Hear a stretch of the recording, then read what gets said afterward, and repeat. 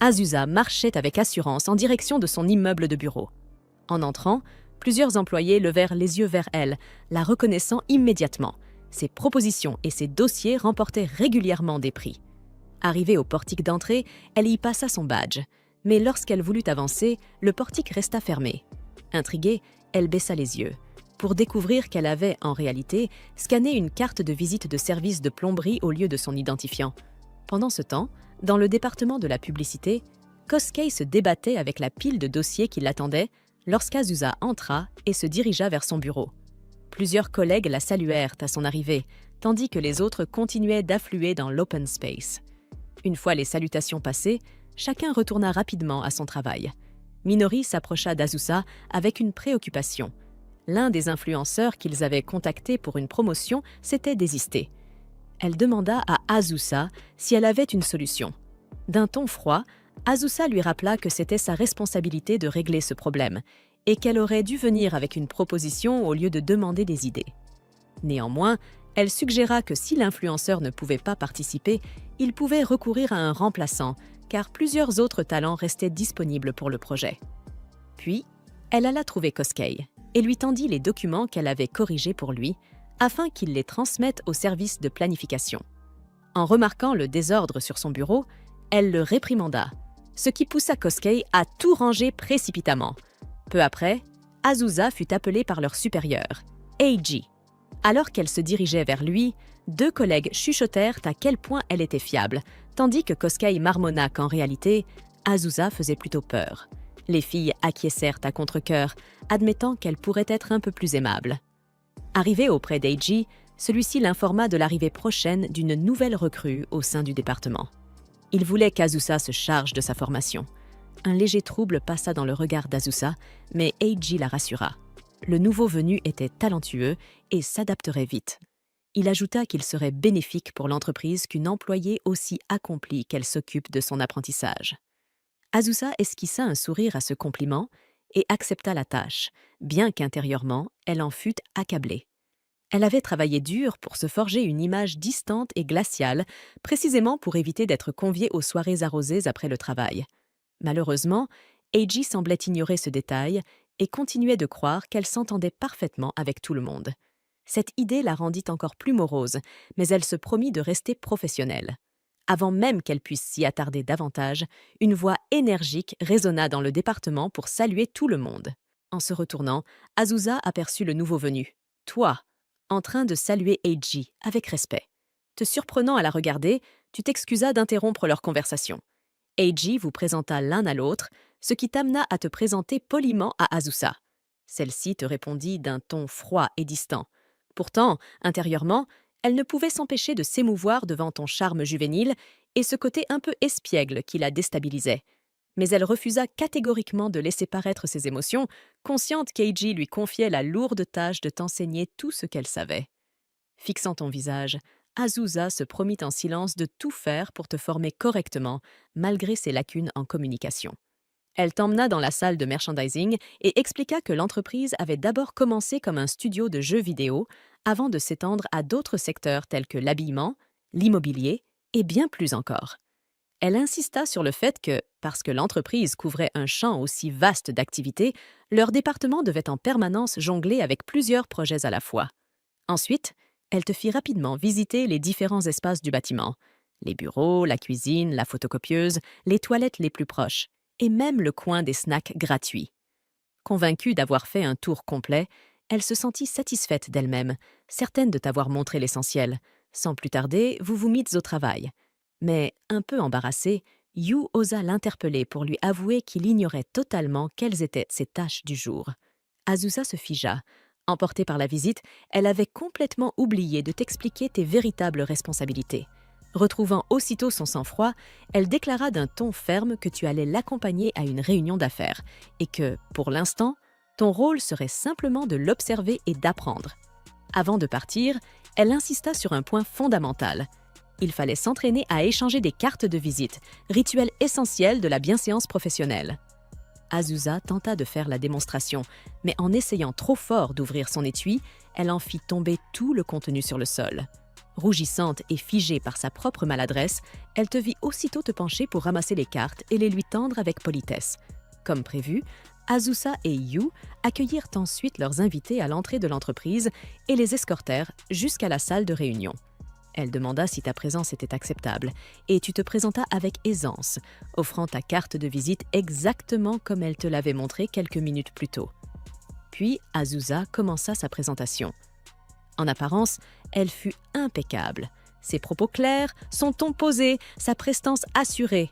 Mais intérieurement, elle se sentait perturbée par ton regard attentif qui la rendait étrangement nerveuse. Tout au long de la réunion, elle dut lutter contre son propre trac. À la fin, tu la félicitas pour son professionnalisme.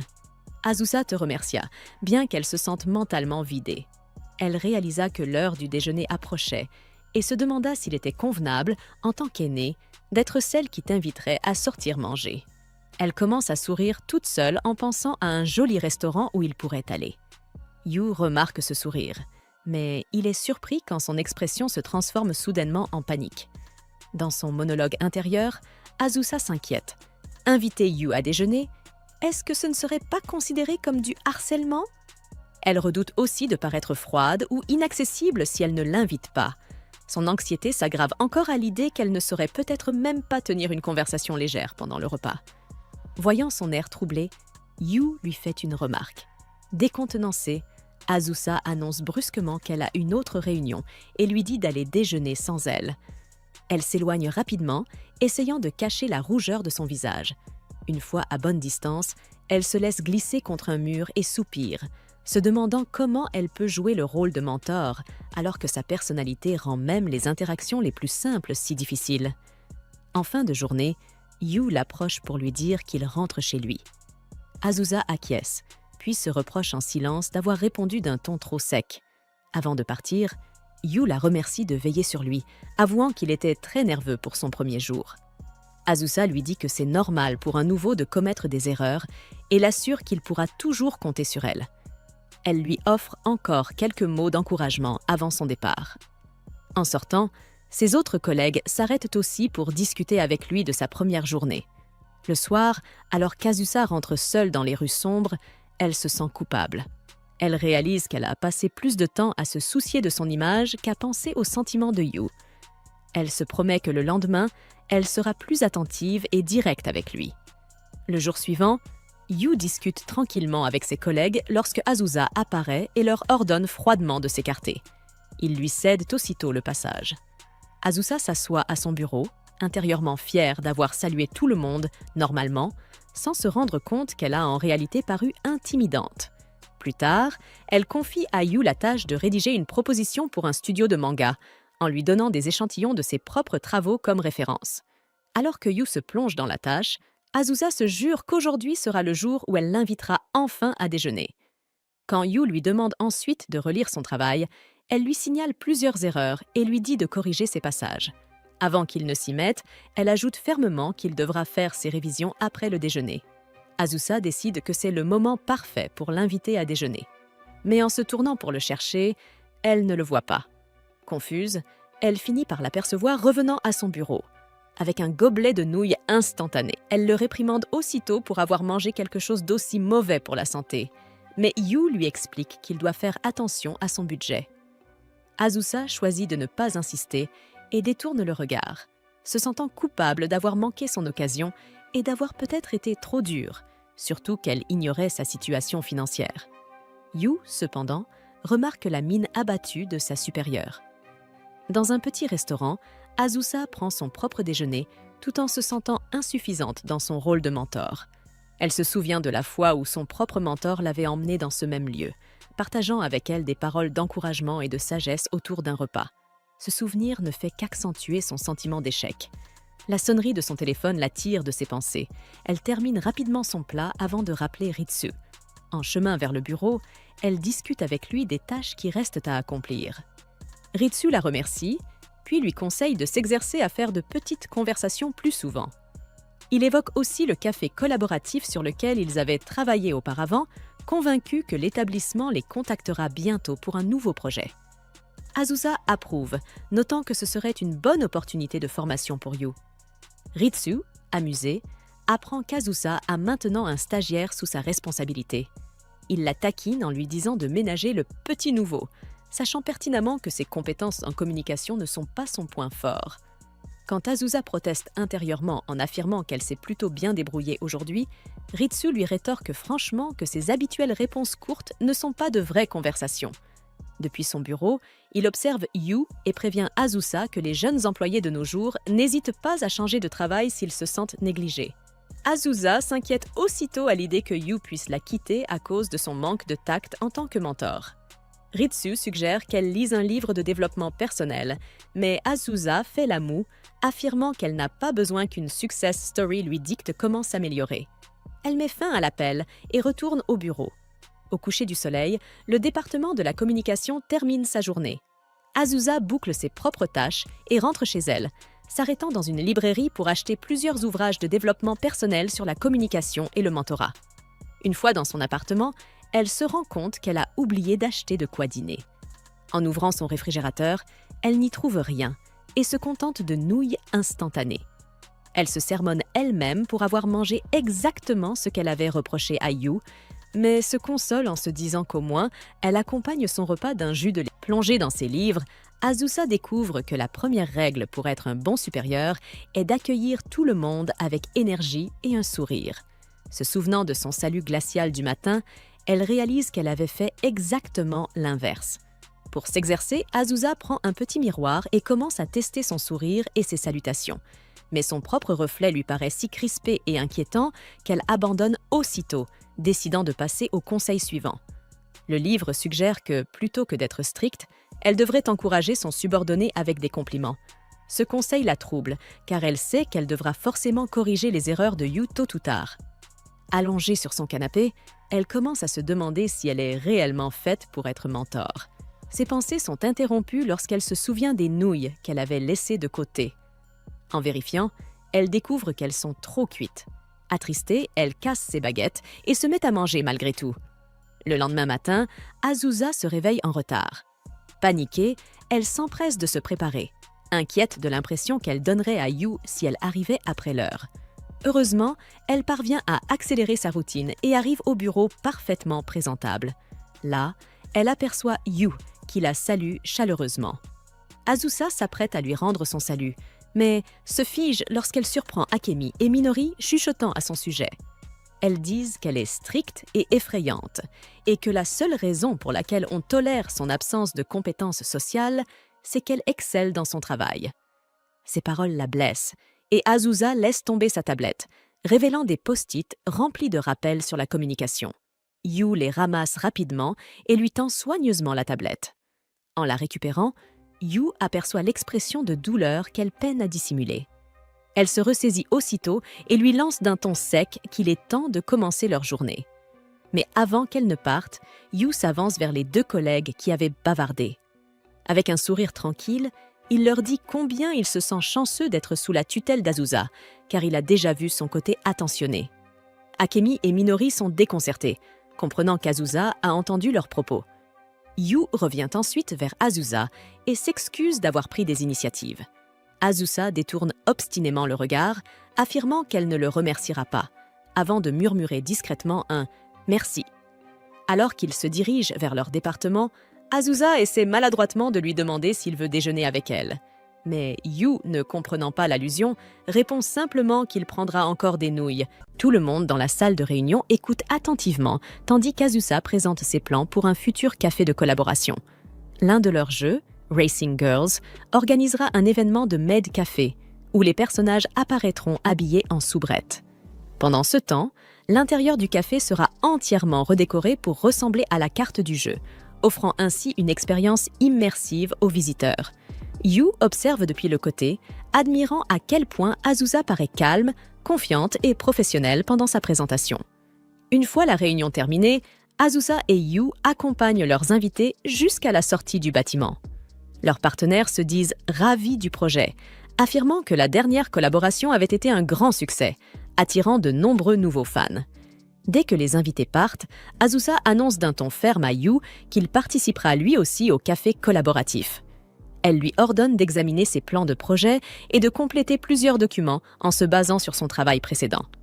Alors qu'elle se tourne pour rentrer, Azusa se promet en silence que ce jour sera celui où elle invitera enfin Yu à déjeuner.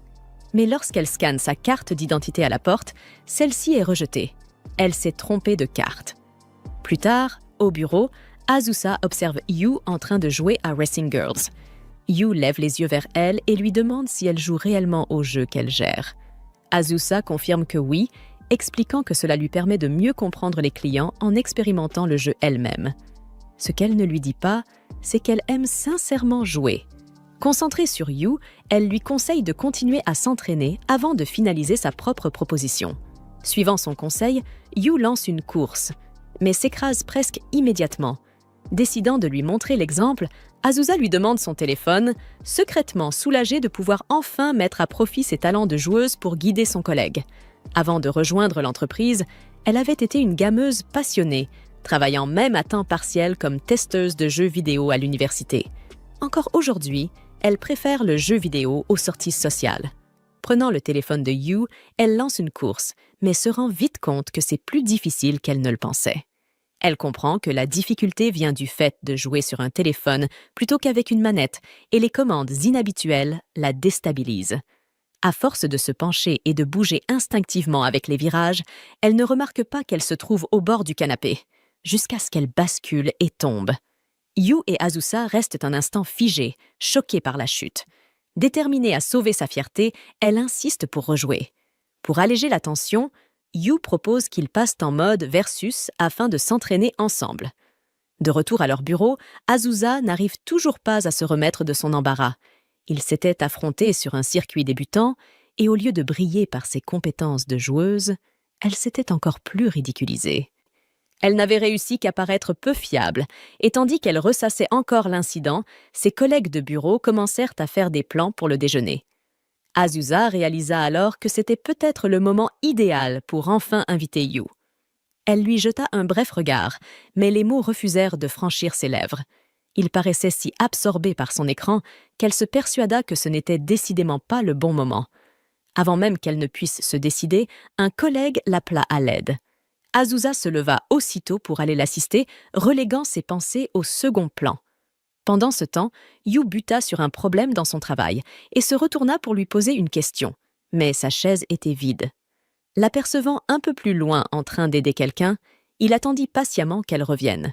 Juste au moment où il allait l'appeler, leur chef d'équipe la convoqua et Azusa s'éloigna sans hésiter après s'être assuré que son collègue pouvait se débrouiller seul. Un collègue assis à proximité invita alors Yu à déjeuner, prétextant vouloir discuter d'un sujet important. En entendant quelques bribes de conversation, Azusa se blâma intérieurement d'avoir laissé passer sa chance encore une fois. Elle tenta de se reconcentrer sur la tâche confiée par leur supérieur, mais ses pensées ne cessaient de revenir vers Yu. À son grand soulagement, Yu finit par refuser l'invitation, expliquant qu'il avait apporté son propre repas. Azusa en éprouva un étrange sentiment de réconfort, même si elle resta distraite durant toute la réunion. De retour à son bureau, elle se promit de l'inviter à déjeuner coûte que coûte, avant de se rappeler qu'il avait déjà mentionné avoir préparé son repas. Elle envisagea alors de lui proposer le déjeuner du lendemain, mais craignit que cela ne paraisse trop direct, voire trop insistant. Alors qu'elle hésitait encore, un bruit de plastique attira son attention. Yu sortait un bol de nouilles instantané de son sac. Azusa fronça les sourcils et Yu lui expliqua, un peu gêné, qu'il essayait d'économiser, mais qu'il mangerait mieux le mois prochain. Ravalant sa timidité, Azusa déclara soudain qu'elle l'invitait à déjeuner. Yu voulut refuser, mais elle se retourna vivement et insista d'un ton ferme. En tant que mentor, c'était son devoir de veiller à sa santé et à son efficacité au travail. N'ayant plus d'arguments, Yu finit par accepter. Assis enfin face à face au restaurant, Azusa afficha un petit sourire satisfait. Elle y était enfin parvenue. Elle l'avait invité à déjeuner. En attendant leur plat, elle se remémora avec tendresse son propre mentor et les leçons qu'elle avait reçues sur la manière de se comporter avec respect et assurance. Absorbée par ses souvenirs, elle ne remarqua pas Yu qui plaçait discrètement une serviette et un verre d'eau devant elle, de simples attentions qu'elle voulait justement lui apprendre. Voyant son air pensif, Yu s'apprêta à lui demander si quelque chose n'allait pas, mais la serveuse arriva pour prendre leur commande. Lorsque les plats furent servis, Azusa resta figée, les yeux écarquillés devant le plat que Yu avait choisi. Yu n'avait commandé qu'une salade. Elle le gronde en posant une généreuse portion de son steak sur sa salade avant qu'il n'ait le temps de protester. Azusa fronce les sourcils, pensant que le déjeuner ne commence pas très bien. Mais quand Yu prend une bouchée, son expression s'éclaire devant la saveur du plat. Il la remercie et admet que c'est son premier vrai repas depuis un certain temps. Sans réfléchir, elle lui demande pourquoi il a un budget si serré et regrette immédiatement sa question, trouvant cela trop personnel.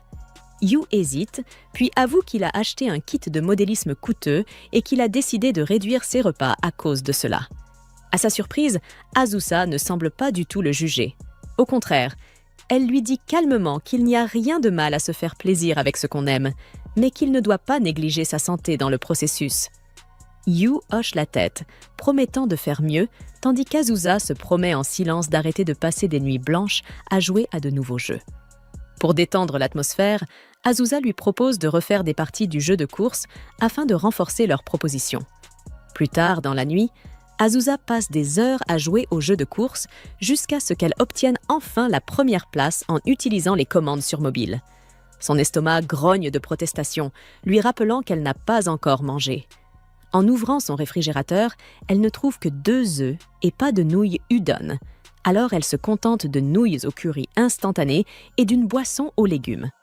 En regardant son repas, elle réalise qu'elle n'a aucun droit de faire la leçon à Yu sur les repas équilibrés alors qu'elle fait exactement la même chose. Le lendemain, Azusa se rend au bureau, visiblement plus fatiguée que d'habitude. Elle avait veillé toute la nuit à jouer à Racing Girls. Malgré sa fatigue, elle se sent satisfaite d'elle-même, car maintenant Yu peut lui poser n'importe quelle question sur le jeu et elle pourra répondre avec assurance. Au travail, Azusa observe Yu assis à côté d'elle.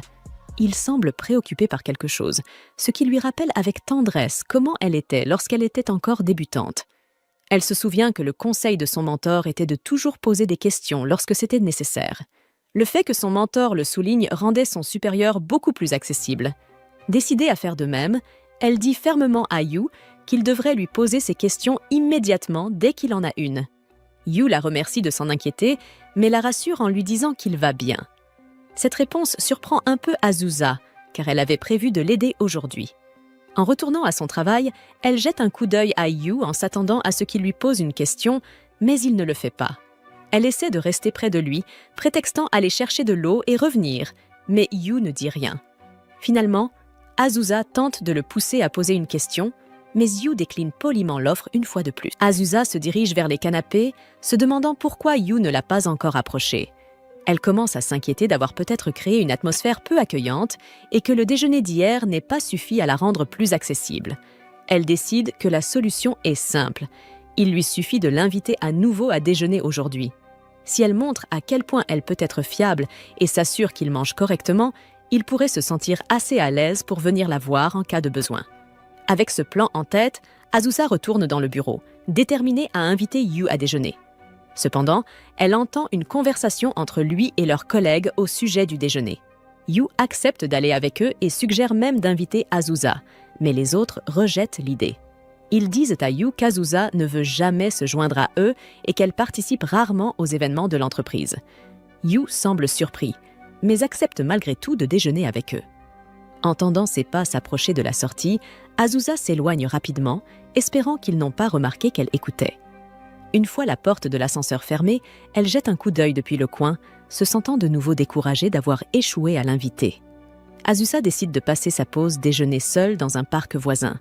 Alors qu'elle mange un repas modeste, elle réfléchit à la rapidité avec laquelle Yu apprend et à ses compétences déjà impressionnantes. Cette pensée l'inquiète, car s'il continue à assimiler les choses aussi vite, il pourrait bientôt trouver ses leçons inutiles. Elle se rend également compte qu'elle ne lui a pas vraiment montré ses meilleures qualités ces derniers temps. Avant qu'elle ne puisse s'attarder davantage, son téléphone sonne.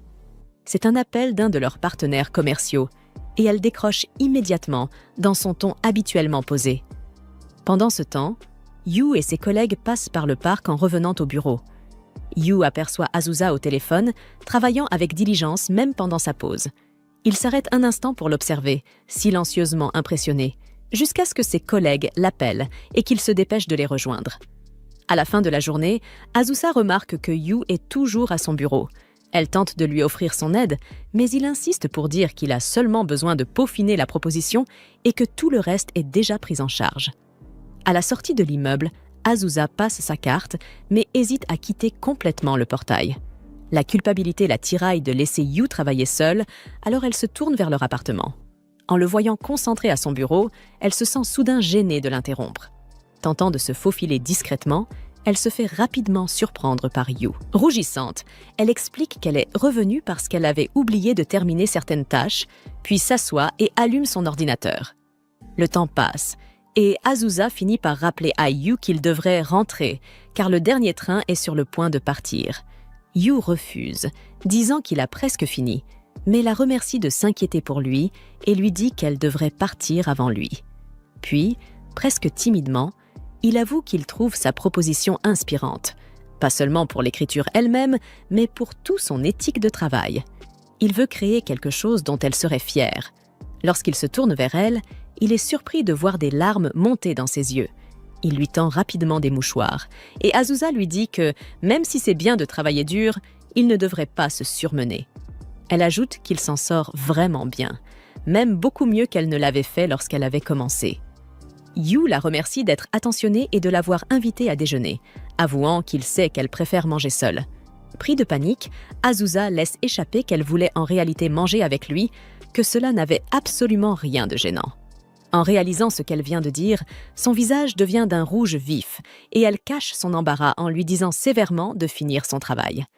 Lorsque Yu termine enfin, Azusa réserve un taxi pour eux, mais le processus prend tellement de temps que Yu s'endort en attendant.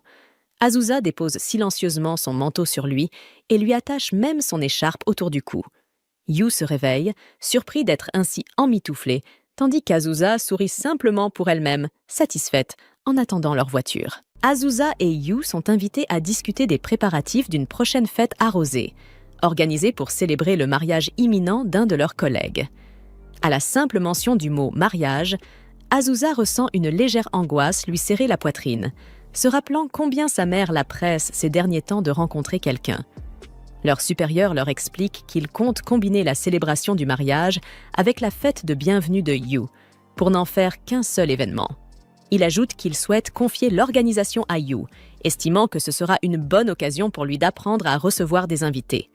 Il demande également à Azusa de guider Yu dans le choix du restaurant et du cadeau pour le couple. Azusa accepte, tout en sentant une inquiétude monter en elle. Elle sort rarement avec ses collègues et n'a aucune idée des restaurants qu'ils pourraient apprécier, encore moins du genre de cadeaux à acheter. Une fois leur patron parti, laissant les préparatifs entre leurs mains, Azusa, tâchant de paraître sûre d'elle, déclare qu'ils vont commencer la planification immédiatement. Peu après, tous deux se retrouvent dans une boutique de produits de luxe.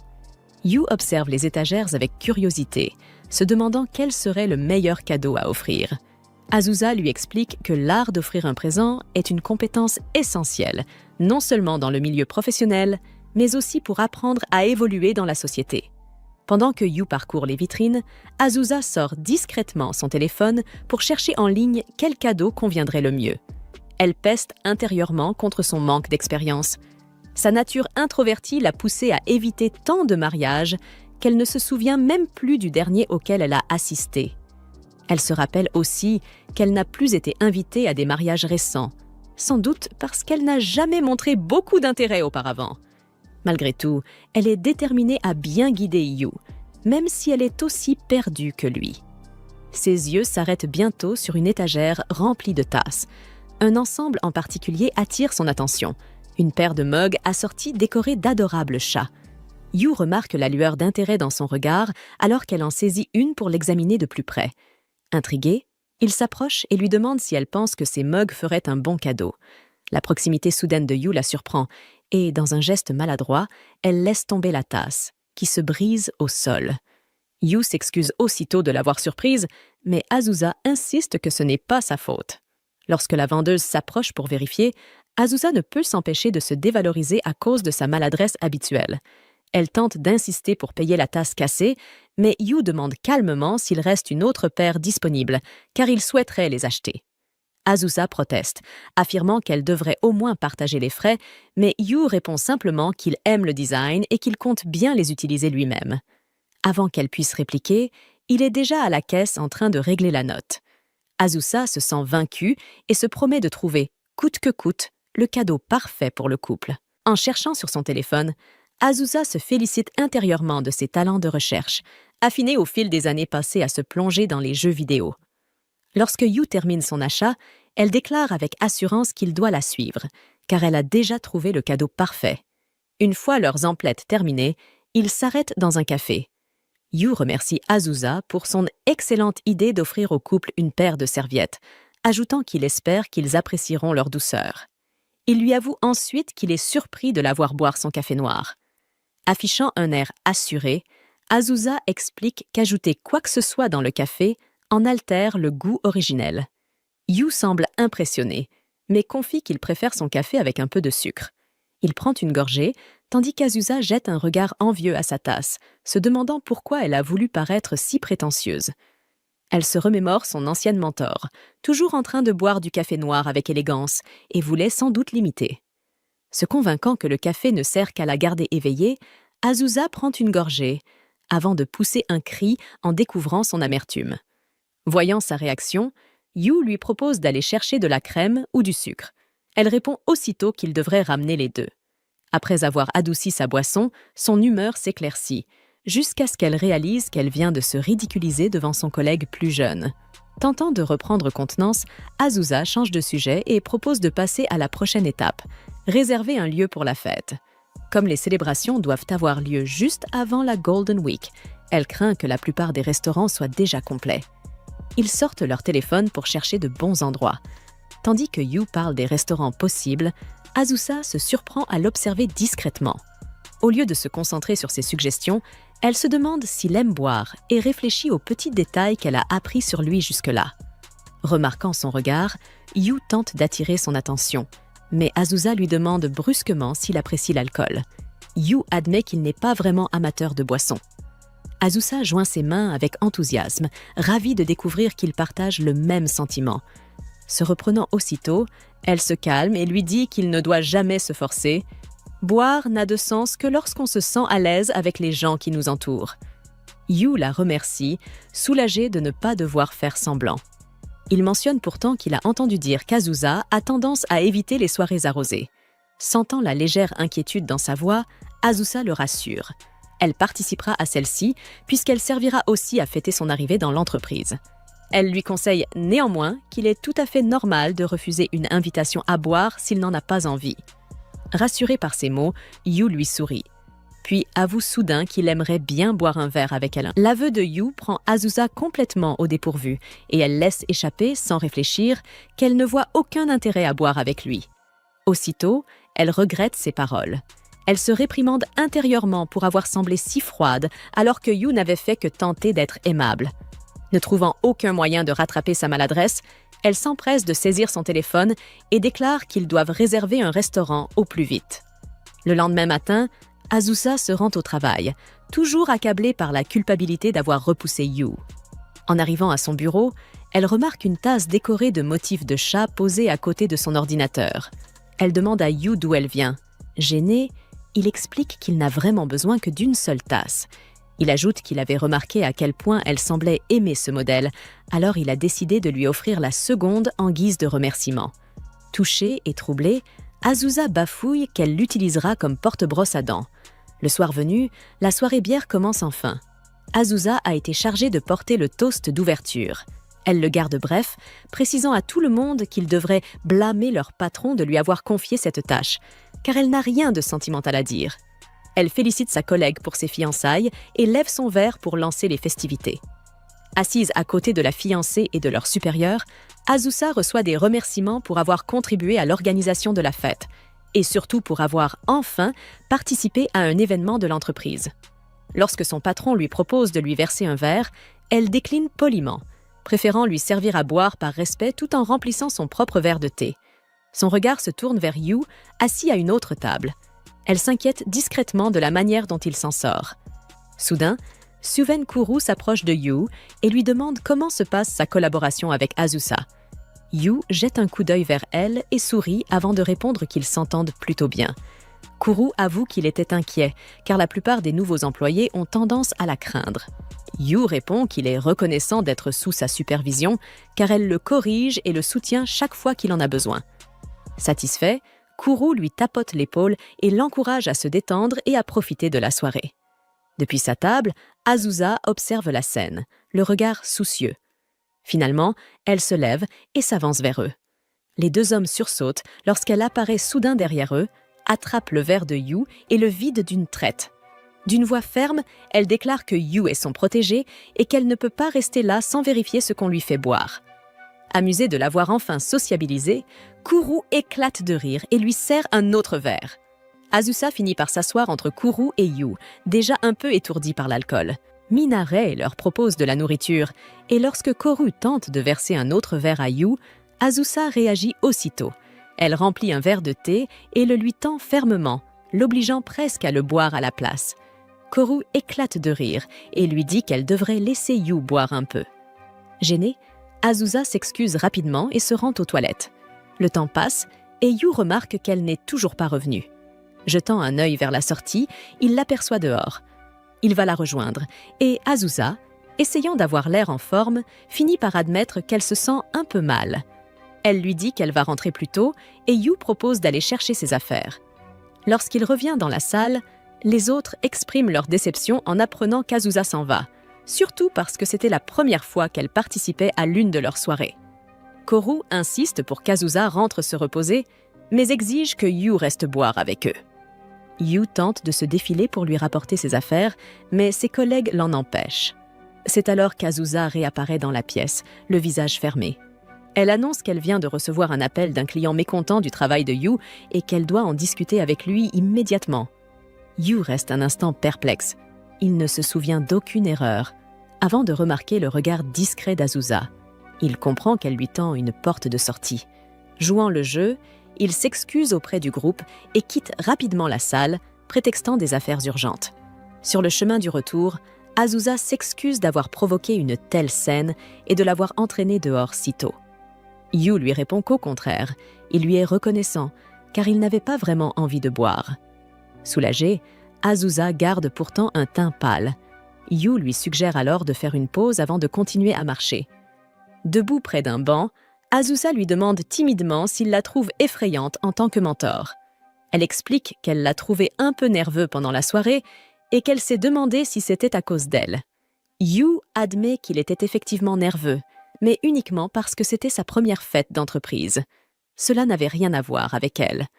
Un court silence s'installe, puis Azusa esquisse un sourire et lui dit doucement que lorsqu'il se sent nerveux, il devrait essayer de respirer lentement. Yu lui rend son sourire et lui dit qu'il ne la trouve pas du tout effrayante.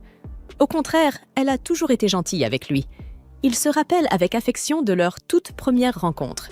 Ce jour-là, il répétait nerveusement pour son entretien, et Azusa était passée par hasard. Elle lui avait alors conseillé de respirer calmement, de rester posée et de considérer l'entretien comme une occasion de découvrir l'entreprise plutôt que comme une épreuve. Il l'avait remerciée et, depuis ce jour, elle avait éveillé sa curiosité. Soudain, Azusa se lève et commence à marcher devant lui. Pris de court, Yu laisse échapper qu'il aimerait partager un verre avec elle un jour. À sa grande surprise, elle accepte sur un ton malicieux, avouant qu'elle aimerait lui apprendre beaucoup de choses, et en apprendre de lui aussi. L'humeur de Yu s'allège à sa réponse, mais son soulagement se transforme vite en inquiétude lorsqu'il remarque que les pas d'Azusa deviennent hésitants. Avant qu'il n'ait le temps de réagir, elle vacille presque, l'alcool finissant par la rattraper. Le lendemain, Azusa gronde Yu parce qu'il n'a pas pris de douche. Il s'excuse, expliquant qu'après l'avoir accompagné chez elle, il a manqué le dernier train et a dû passer la nuit chez un ami, où il s'est endormi aussitôt. Elle commence à se sentir coupable, jusqu'à ce que ses yeux tombent sur une légère trace de rouge à lèvres sur sa chemise. Tirant immédiatement ses propres conclusions, elle suppose qu'il a passé la nuit chez sa petite amie. Kuru remarque la tâche à son tour et la souligne d'un ton amusé. Avant que Yu ait pu se justifier, Kuru s'éloigne déjà, convaincu que le jeune homme a une relation secrète. Ne pouvant retenir sa curiosité, Azusa exige des explications. Rougissant, Yu affirme que la trace vient d'elle, lorsqu'il l'a aidée à monter dans le taxi la veille au soir. Le visage d'Azusa devient cramoisi. Horrifiée, elle insiste pour qu'il retire sa chemise afin qu'elle puisse lui en acheter une neuve. Mais Yu recule aussitôt, gênée qu'elle tente de le déshabiller en plein bureau. Avant que la situation ne devienne encore plus embarrassante, leur supérieur les interrompt. Il leur demande s'ils peuvent le remplacer pour un déplacement professionnel à Okinawa pendant la Golden Week. Pendant le vol en direction d'Okinawa, Azusa rappelle à Yu qu'ils ont un programme chargé devant eux. Yu lui répond avec un sourire confiant, lui promettant de donner le meilleur de lui-même. Azusa détourne alors le regard vers la mer étincelante en contrebas, fascinée par l'éclat bleu profond des vagues. À leur arrivée, un représentant de l'entreprise les accueille et leur annonce qu'ils partageront une voiture pour se rendre sur le lieu du tournage. Le trajet est animé, rythmé par les discussions enjouées de l'équipe. Au milieu de cette agitation, Yu revoit ses notes, tandis qu'Azusa l'observe silencieusement jusqu'à leur arrivée à destination. La séance photo débute sans accroc. La mannequin, Nashiko, trouve rapidement son rythme, rendant le tournage fluide et agréable. Yu, chargé de filmer les coulisses, demande à Azusa s'ils ont le droit d'enregistrer pendant les pauses. Elle confirme qu'ils ont déjà l'autorisation, mais lui rappelle qu'il doit toujours prévenir les personnes qu'il souhaite filmer. Yu, intriguée, lui demande alors pourquoi elle porte elle aussi un maillot de bain, pensant que seule Nashiko devait en porter un. Avec une certaine fierté, Azusa lui explique qu'il serait impoli de laisser Nashiko être la seule dans cette tenue, et qu'elle a donc décidé d'enfiler un maillot elle aussi, pour que l'atmosphère reste naturelle. Yu, un peu gênée, lui répond que ce n'était pas nécessaire, puisque le mannequinat en maillot fait partie du travail de Nashiko. Mais lorsqu'il voit le visage d'Azusa se troubler sous l'embarras, il se ravise aussitôt et admet qu'il ne connaît rien aux règles de ce genre de séance photo. Soudain, une rafale de vent emporte le chapeau de soleil de Nashiko jusque dans la mer. Sans hésiter, Azusa plonge à sa poursuite et parvient à le récupérer. Tout le monde la regarde, impressionné, tandis qu'elle brandit le chapeau avec un sourire triomphant. De retour sur la plage, elle remet le chapeau à une assistante, qui la remercie chaleureusement. Yu, inquiet, lui tend une serviette, mais Azusa refuse, préférant se laisser sécher naturellement. Avec une pointe d'orgueil, elle déclare que finalement, c'était une excellente idée d'avoir mis un maillot de bain. Yu rit doucement et lui dit qu'il en portera un aussi, la prochaine fois qu'ils tourneront ce type de séance. Réalisant soudain à quel point elle a pu paraître enthousiaste, Azusa devient un peu mal à l'aise. À ce moment-là, un membre de l'équipe s'approche d'elle pour la féliciter, la couvrant de compliments sur sa silhouette. Mais lorsqu'il tend la main pour effleurer son bras, quelque chose s'agite en Yu. Il émet un petit son pour interrompre la scène. Aussitôt, tous les regards se tournent vers lui. Yu, nerveux, improvise. Il annonce que Nashiko est en pause et qu'il doit aller vérifier si tout va bien. Le membre de l'équipe s'excuse précipitamment et s'éloigne, prétextant qu'il doit aussi aller acheter des rafraîchissements pour tout le monde. Dans un geste de remerciement, Azusa tapote légèrement le bras de Yu pour le remercier d'avoir interrompu cet homme. Tous deux se dirigent ensuite vers l'endroit où Nashiko se repose, même si Yu ne peut s'empêcher de ressentir un léger malaise. La séance photo continue dans divers lieux. Yu s'implique pleinement, filmant tout, aidant l'équipe dès qu'on a besoin de lui. Azusa, toujours à proximité, veille à ce qu'il s'intègre bien et collabore sans problème avec le reste du groupe. À la fin de la journée, Yu est complètement épuisé. Alors qu'il se repose, Azusa pose une bouteille d'eau fraîche contre sa joue pour le rafraîchir et la lui tend, inquiète qu'il soit déshydraté. Il boit de longues gorgées tandis qu'Azusa l'observe avec tendresse, le félicitant pour son travail acharné. Réalisant qu'elle a prononcé ces mots avec trop de naturel, son visage s'empourpre aussitôt. Pour cacher sa gêne, elle lui dit de finir la bouteille avant de s'éloigner brusquement. Le soir venu, l'équipe célèbre cette première journée de tournage réussie. Tout le monde est ravi d'être à Okinawa, profitant du travail comme de la bonne ambiance. Les compliments pleuvent. On félicite Azusa pour avoir si bien organisé le planning, rendant le déroulement de la séance fluide et sans accroc. On remercie également Yu pour son aide précieuse. Soudain, la scène s'anime. Des artistes sifflent pour attirer l'attention, et la musique traditionnelle emplit l'air. Les danseurs invitent tout le monde à les rejoindre. Les hommes doivent faire le mouvement de la pierre, tandis que les femmes font celui du papier. L'équipe, enjouée, décide de participer et pousse Yu et Azusa à danser eux aussi. Azusa hésite, nerveuse, trop timide pour avouer qu'elle ne sait pas danser. Yu l'encourage aussitôt et se met à danser au rythme de la musique, maladroitement, complètement à contretemps, mais avec enthousiasme. Voyant cela, Azusa se sent coupable d'être restée en retrait alors que son cadet ose se lancer sans honte. Elle respire profondément et finit par le rejoindre. Le visage de Yu s'illumine en la voyant danser à ses côtés. Peu à peu, toute l'équipe se laisse entraîner par la musique. Même Azusa, oubliant sa timidité, sourit largement en dansant avec tout le monde. Yu ne peut s'empêcher de remarquer à quel point elle est belle lorsqu'elle lui adresse ce sourire. Plus tard, de retour à l'hôtel, Yu s'écroule sur son lit, troublé par ce qu'il ressent pour Azusa. Soudain, la sonnette retentit. Lorsqu'il ouvre la porte, il la trouve debout devant lui. Azusa lui tend quelques crèmes en lui faisant remarquer qu'il est gravement brûlé par le soleil. Yu baisse les yeux et constate en effet qu'il a oublié d'appliquer de la crème solaire. Azusa le réprimande gentiment. Puisqu'ils font la promotion d'une marque de crème solaire, il doit donner l'exemple et prouver qu'il l'utilise réellement.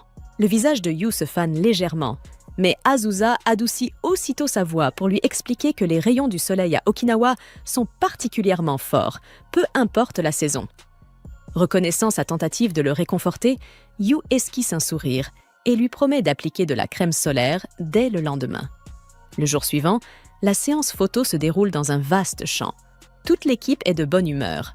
Tout semble indiquer que la journée s'annonce aussi réussie que la précédente. Azusa remarque à quel point le soleil tape fort, mais le tournage continue comme prévu.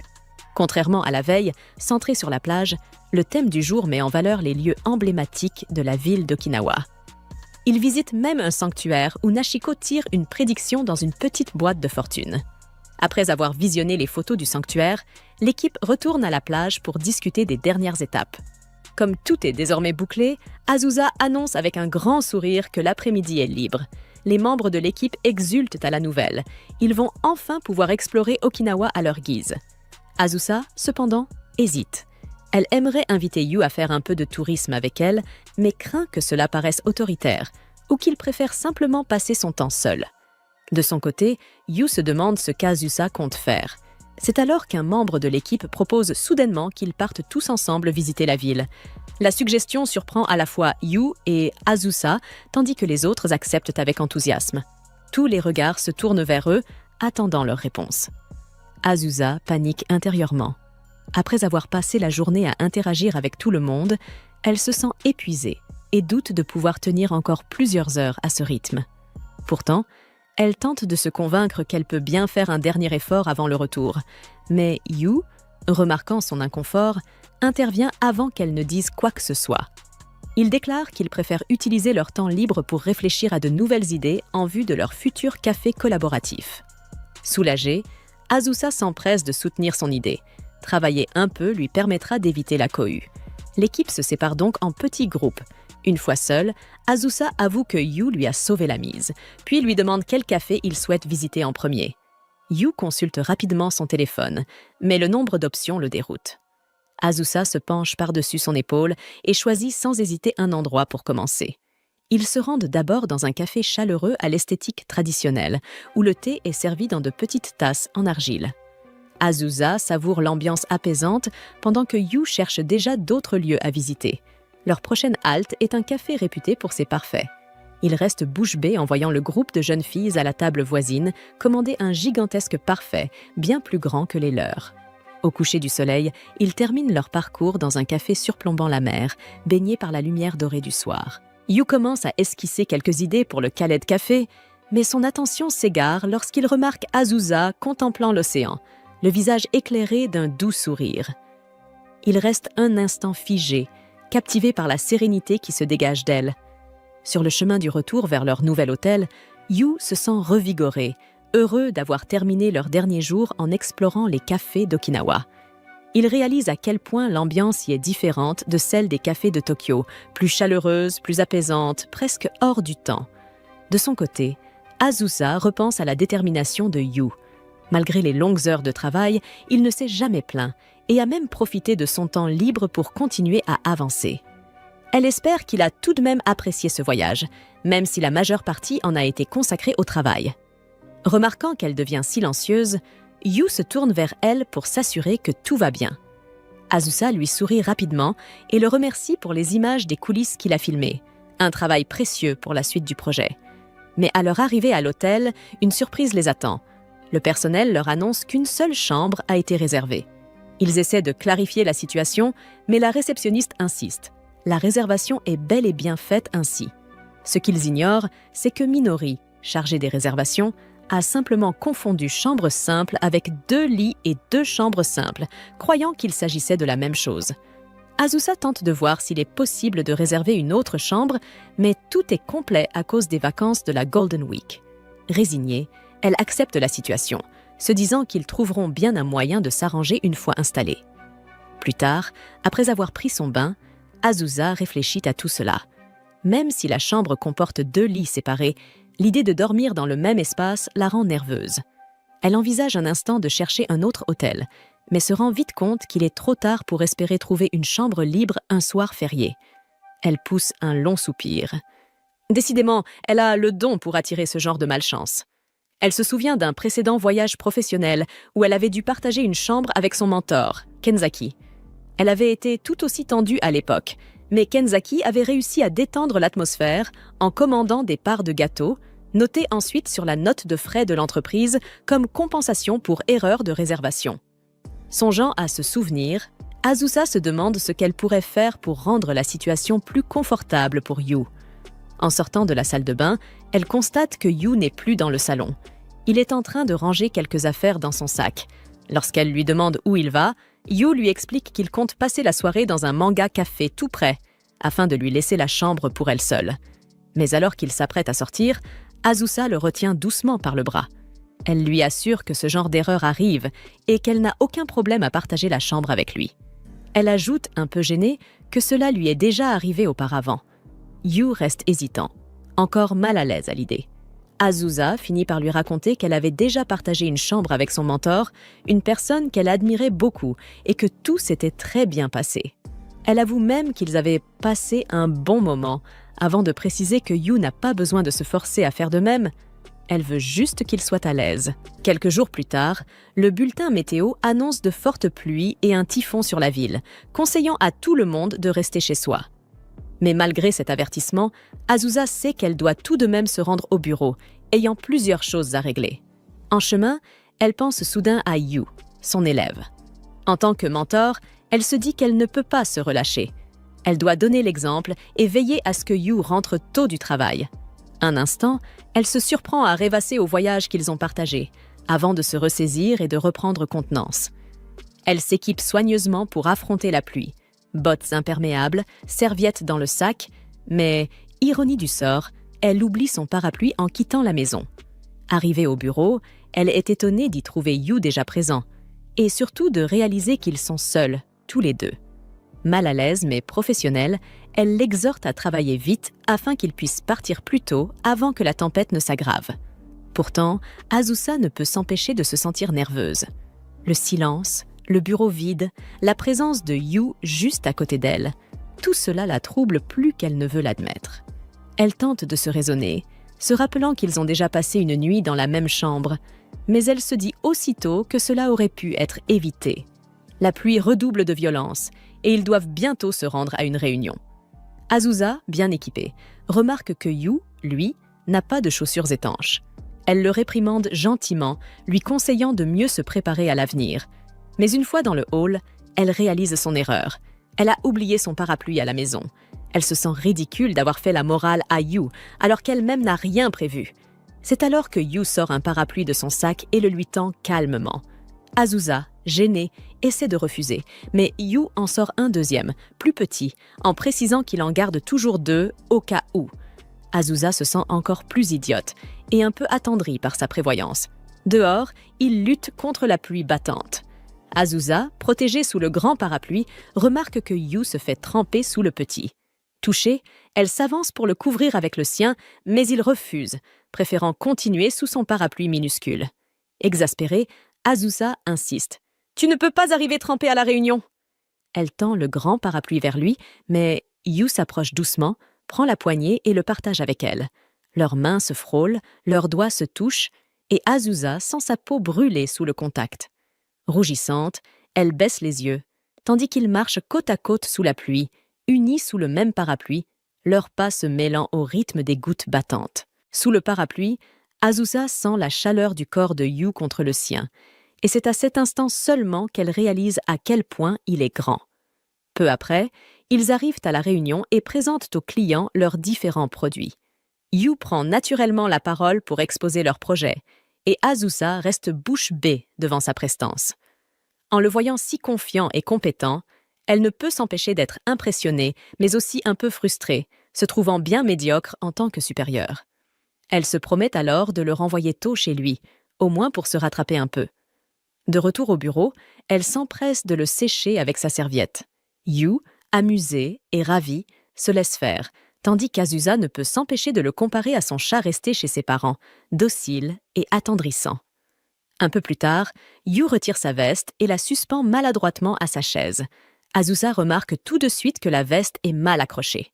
Elle la prend pour la remettre correctement, mais en la tenant, elle est frappée par sa taille, bien plus grande que la sienne.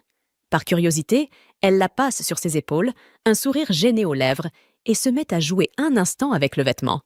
C'est à ce moment-là que Yu revient avec 2 cafés et la surprend en pleine action.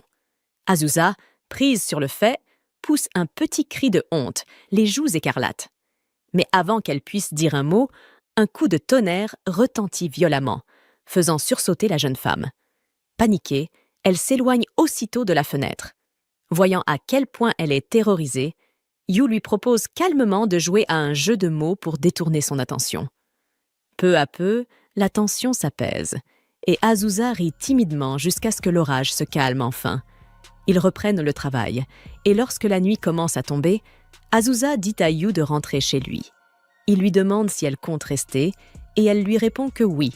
Elle travaillera depuis chez elle le lendemain, donc elle veut terminer quelques tâches aujourd'hui.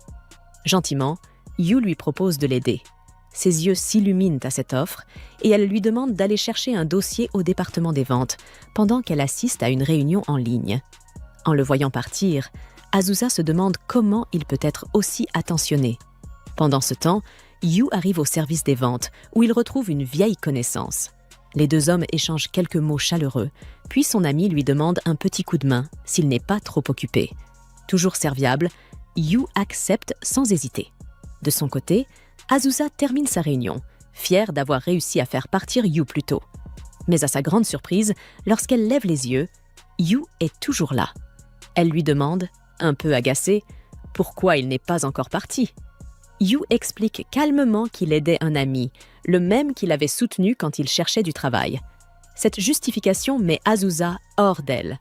Furieuse, elle se lève d'un bond et marche d'un pas vif vers le département des ventes. Lorsqu'elle retrouve l'ami en question, elle le réprimande sévèrement. La voix tremble. Le collègue d'Azusa tente de se justifier, affirmant qu'il avait bien précisé à Yu qu'il ne devait l'aider que s'il était libre. Mais Azusa ne croit pas un mot de ses explications. Furieuse, elle le fixe droit dans les yeux et lui rétorque d'un ton glacial que, en tant que supérieur, ils savent très bien qu'un junior ne refuse presque jamais une demande d'un aîné, et qu'il a profité de cette situation. Elle ajoute sèchement qu'il est hors de question de faire supporter à Yu des tâches supplémentaires, surtout si cela l'oblige à faire des heures supplémentaires. Puis, sans attendre de réponse, elle tourne les talons et quitte la pièce, laissant derrière elle un lourd silence. Le collègue, embarrassé, s'excuse auprès de Yu, qui le rassure avec un sourire gêné. Yu remercie ensuite Azusa pour avoir pris sa défense. Elle, toujours un peu bougonne, lui rappelle qu'il a parfaitement le droit de dire non, même à un supérieur. Yu hoche doucement la tête, comprenant le message. Plus tard, alors qu'ils s'apprêtent à rentrer chez eux, la tempête redouble de violence. Le vent est si fort qu'Azusa manque de s'envoler avec son parapluie. Voyant cela, Yu s'empresse de venir à son secours et lui propose de partager son parapluie. D'un ton calme mais assuré, il lui dit « Même si je suis ton junior, je reste un homme. Laisse-moi au moins te protéger du vent. » Azusa, touchée par ces paroles, accepte. Ils avancent côte à côte, luttant contre la pluie battante et le vent furieux, serrés sous le même parapluie. Azusa ne peut s'empêcher de rougir en voyant la détermination de Yu, son visage concentré, son corps tendu pour la protéger. Soudain, une rafale plus violente manque de les déséquilibrer et Yu penche involontairement vers elle. Azusa, paniquée, lui dit de se pencher de l'autre côté pour ne pas être mouillée, mais Yu réplique avec un léger sourire. « Penche-toi plutôt vers moi. » Ces mots font battre le cœur d'Azusa et lorsque le vent souffle de nouveau, elle n'a pas d'autre choix que de se rapprocher de lui, leurs épaules se touchant, leurs pas s'accordant dans la tempête. Dans le train du retour, le silence s'installe, un peu gêné, un peu chargé d'une douce tension. Ils se remercient mutuellement pour cette journée, chacun évitant le regard de l'autre. Au moment de descendre, Yu tend son parapluie à Azusa. « Prends-le, il pleut encore fort. » Azusa, touchée, accepte et lui tend sa serviette en échange, pour qu'il puisse se sécher une fois chez lui. Plus tard, de retour à la maison, Azusa pose le parapluie de Yu à côté du sien dans l'entrée. Elle reste un instant immobile, le cœur battant, réalisant doucement qu'elle commence à éprouver des sentiments pour lui. De son côté, Yu, assis chez lui, essuie ses cheveux avec la serviette d'Azusa, un sourire discret aux lèvres, ressentant, lui aussi, quelque chose de nouveau et d'inattendu. Quelques jours plus tard, Azusa prévoyait d'inviter Yu à boire un verre, en se demandant comment elle pourrait bien le séduire subtilement. Mais au moment où elle allait passer à l'action, elle le surprit en train de discuter avec une autre fille. Intriguée, Azusa se demanda qui elle pouvait bien être et supposa qu'il s'agissait sans doute d'une nouvelle recrue. Soudain, la jeune fille invita Yu à un festival de feux d'artifice, et même si Azusa ressentit une petite pointe de jalousie, elle se réjouit que son collègue fasse connaissance avec d'autres nouveaux employés.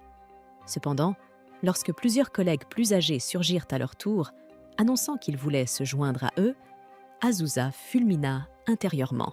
Des seniors comme eux ne feraient qu'embarrasser les nouveaux. Alors, d'un pas décidé, elle s'avança et déclara qu'elle aussi souhaitait venir.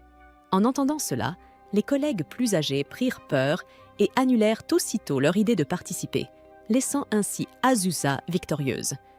Mais elle se tourna ensuite vers les deux jeunes et leur dit qu'elle plaisantait, qu'ils devraient en profiter entre juniors, sans les aînés pour les gêner. À sa grande surprise, Yu et la jeune fille insistèrent pour qu'elle les accompagne.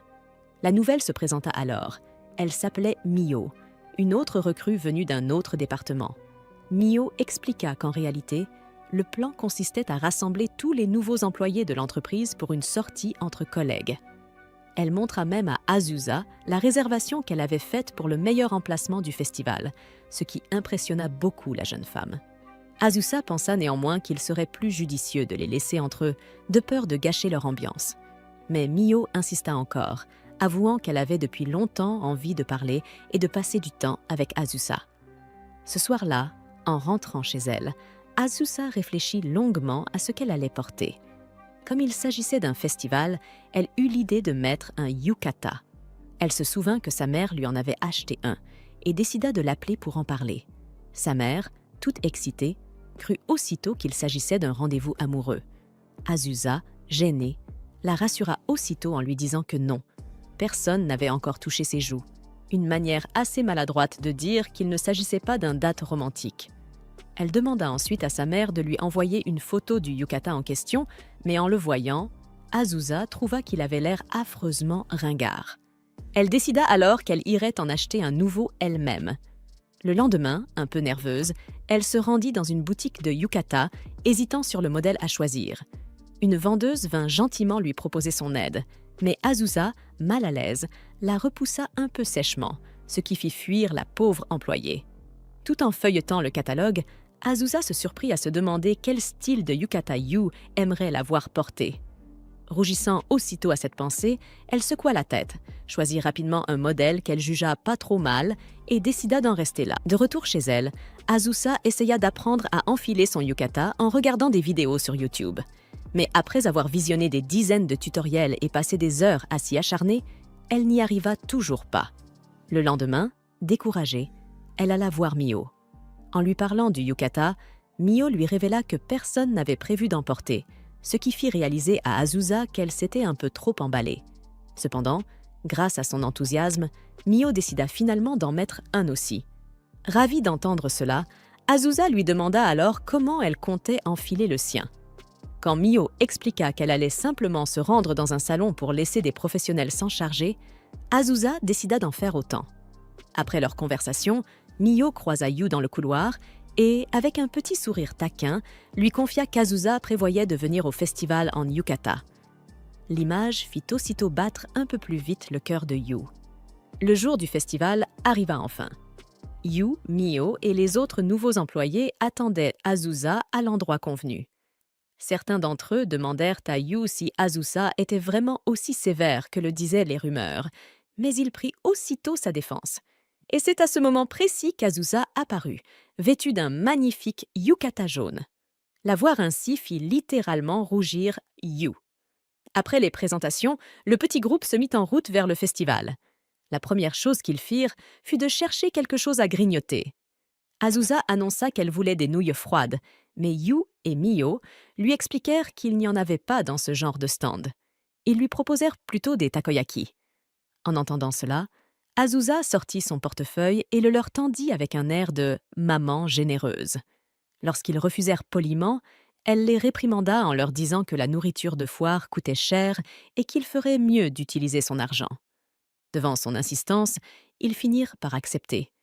Ils revinrent bientôt avec une boîte fumante de takoyaki, un plat qu'Azusa n'avait encore jamais goûté. Mais dès la première bouchée, elle se brûla la bouche et se mit à tousser, provoquant la panique de ses deux jeunes collègues. Ils se précipitèrent pour lui acheter une glace pilée afin de la rafraîchir. Pendant qu'ils mangeaient, Mio et Yu se mirent à plaisanter ensemble, riant comme de vieux amis. Azusa les observa, un peu jalouse que Yu ne soit jamais aussi détendu avec elle. Plus tard, les deux juniors s'arrêtèrent à un stand de tir et commencèrent à jouer, tandis qu'Azusa les regardait de loin. En les observant ainsi, elle vit deux personnes sincères, chaleureuses et gentilles, deux qualités qu'elle avait du mal à reconnaître en elle-même. Azusa se mit à marcher sans but précis, se demandant pourquoi elle était venue ici en premier lieu. Avant même de s'en rendre compte, elle s'était perdue, et l'une de ses sandales s'était cassée. En voulant appeler quelqu'un, elle réalisa que son téléphone n'avait plus de batterie. Elle avait oublié de le recharger. Résignée, elle décida de s'asseoir sur un banc, attendant simplement, tout en se demandant pourquoi la vision de Yu, si proche d'une autre fille, lui serrait autant le cœur. Soudain, Mio apparut, haletante après l'avoir cherchée un peu partout. En voyant la sandale cassée d'Azusa, elle s'assit doucement à côté d'elle. Elle envoya un message à Yu pour lui dire où elle se trouvait, puis ajouta que Yu était mort d'inquiétude, ce qui fit aussitôt rougir Azusa. Azusa s'excusa d'avoir gâché la journée de Mio et des autres, mais Mio lui répondit avec un sourire doux que ce n'était rien, qu'elle était au contraire ravie d'avoir enfin pu la rencontrer. Elle poursuivit en disant que Yu parlait souvent d'Azusa, qu'il la décrivait comme une personne formidable, très différente des rumeurs qui circulaient à son sujet. Azusa tenta de l'interrompre, gênée par tant d'éloges, mais cela ne fit que confirmer aux yeux de Mio que Yu avait raison. Azusa était réellement quelqu'un de bon et de sincère. À ce moment-là, Yu surgit à son tour, le visage marqué par l'inquiétude. En voyant la sandale abîmée, il s'agenouilla sans hésiter. Avec un simple mouchoir et une pièce de monnaie, il réussit à réparer la sandale, au grand étonnement des deux jeunes femmes. Ils reprirent ensuite la route vers le lieu du feu d'artifice. Au milieu de la foule, Azusa, sans trop réfléchir, tendit la main vers Yu. Celui-ci la saisit doucement et leurs doigts s'entrelacèrent. Tous deux se sentirent soudain terriblement nerveux, mais aucun ne voulut lâcher. Quand ils arrivèrent à l'endroit idéal, Mio s'éloigna un instant pour aller leur chercher des boissons. Et c'est alors que les premières fusées éclatèrent dans le ciel. Les lumières colorées se reflétaient dans leurs yeux émerveillés. Azusa, sans détourner le regard des feux d'artifice, se demanda silencieusement si leur relation aurait été différente, si elle n'avait pas été sa supérieure. Quelques jours plus tard, Yu vaquait tranquillement à ses occupations lorsqu'il aperçoit soudain Azusa en pleine réunion, lui faisant discrètement un signe sans qu'il en comprenne la signification. Il ignore qu'elle essaie de lui demander de récupérer son téléphone resté sur son bureau. Lorsque son supérieur l'interpelle brusquement, elle finit par lui dire à haute voix d'aller chercher son téléphone, et Yu comprend enfin ce qu'elle voulait. Plus tard, durant sa pause, Mio surgit et lui demande pourquoi il a l'air déprimé, devinant qu'Azusa l'a sûrement réprimandé. Yu confirme qu'elle l'a effectivement grondé et remarque surtout que, lorsqu'elle perd ses moyens, son dialecte régional ressort. Mio, perplexe, ne voit pas du tout de quoi il parle. Durant les heures de travail, Yu a du mal à se concentrer tandis que son téléphone ne cesse de sonner. Azusa s'en aperçoit et, lorsqu'elle lui demande ce qui se passe, Yu lui explique que ses parents lui envoient des messages sans arrêt, ce qui le perturbe pendant qu'il travaille. Azusa le sermonne en lui disant qu'il devrait être reconnaissant que ses parents prennent encore de ses nouvelles, mais elle regrette aussitôt d'avoir dit cela trop sèchement. Elle remarque ensuite que les parents de Yu l'appellent Yu-chan, ce qu'elle trouve adorable, contrairement à Yu, très embarrassée.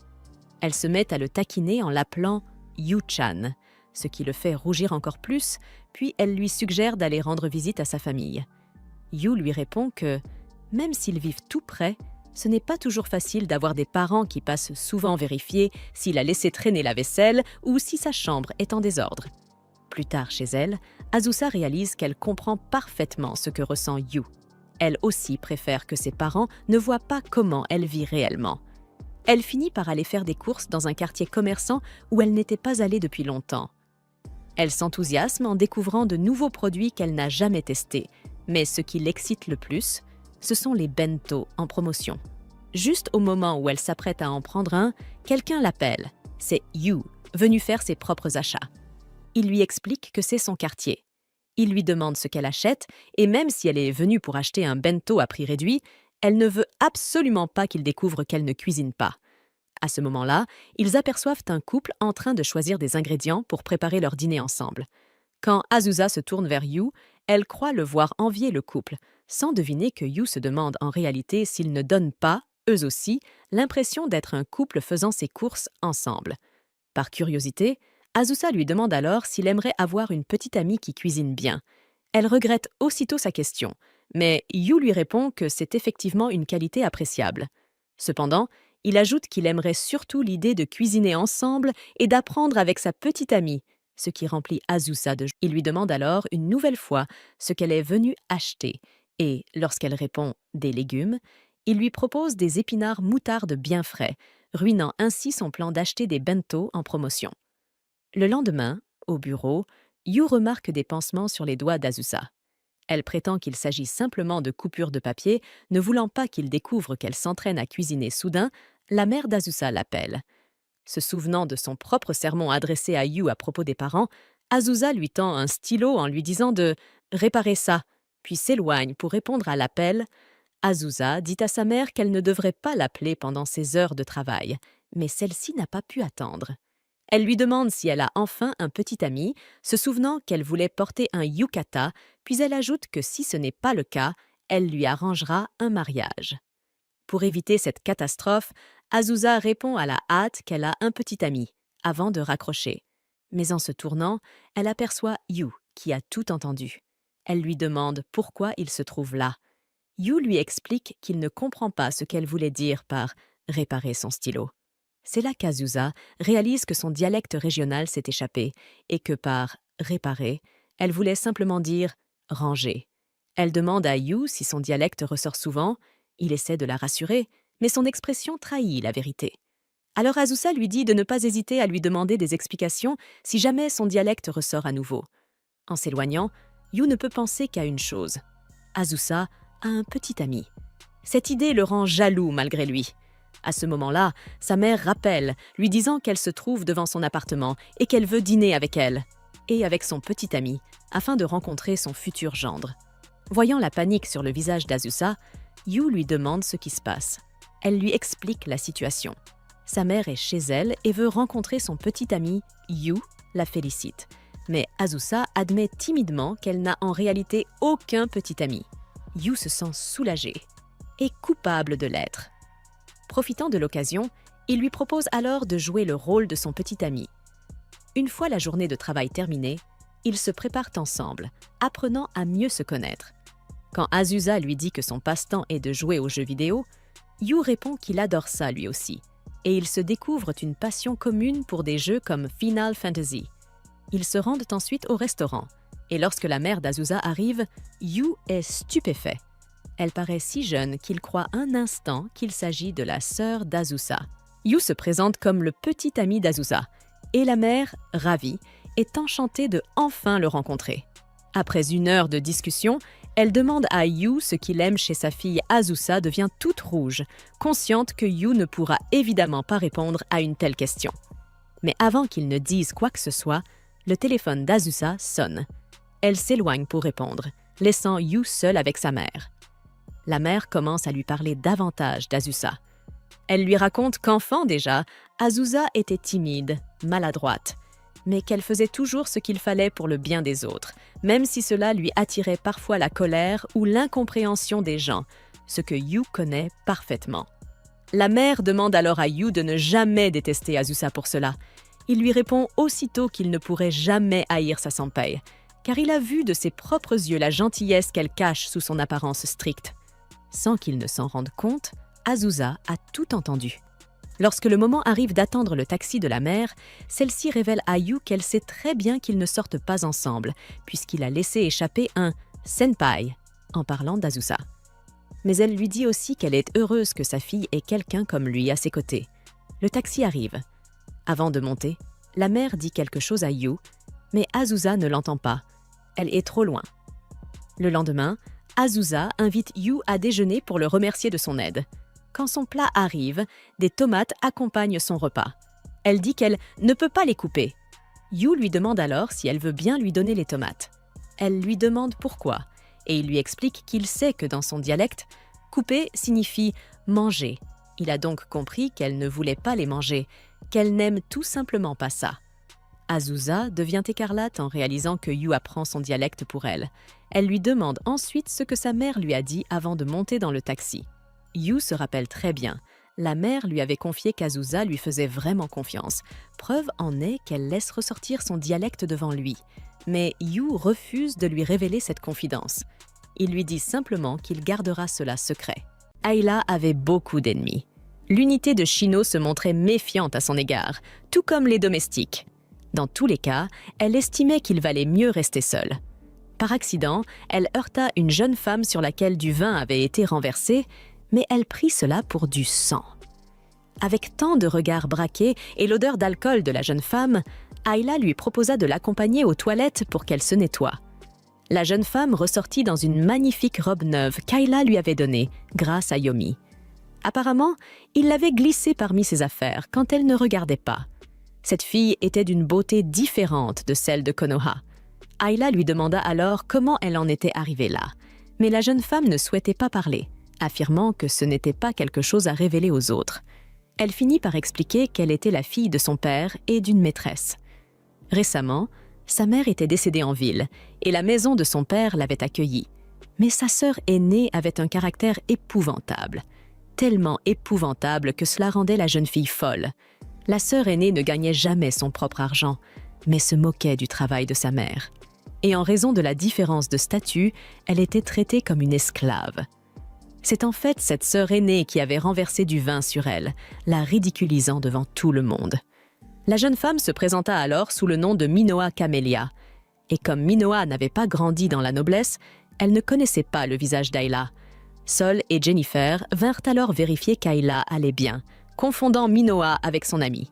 Si l'on ouvrait le « Dark History », on pouvait voir l'obscurité que le vrai Konoha portait dans son cœur à l'égard des personnages féminins. Dans le récit, Konoha était entouré exclusivement d'hommes, qu'ils soient inconscients ou simplement présents. Les femmes, si elles existaient, n'avaient soit aucune histoire, soit elles étaient traitées comme de la merde.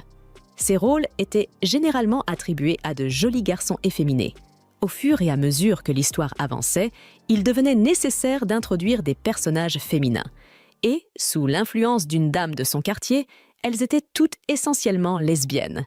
Oui, je cite l'anime à 100% ici. Ayla regrettait profondément ses écrits. Yu s'excuse rapidement auprès d'elle.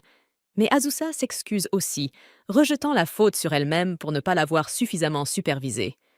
Ce geste surprend totalement Yu et Mio, mais Azusa leur demande de laisser cette discussion pour plus tard et de se concentrer sur la mise en place du présentoir.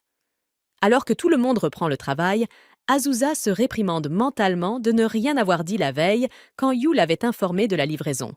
Peu après, le gérant de la boutique, affichant un sourire étrange, les interrompt pour annoncer que 3 employés à temps partiel viennent de démissionner, laissant le trio complètement choqué.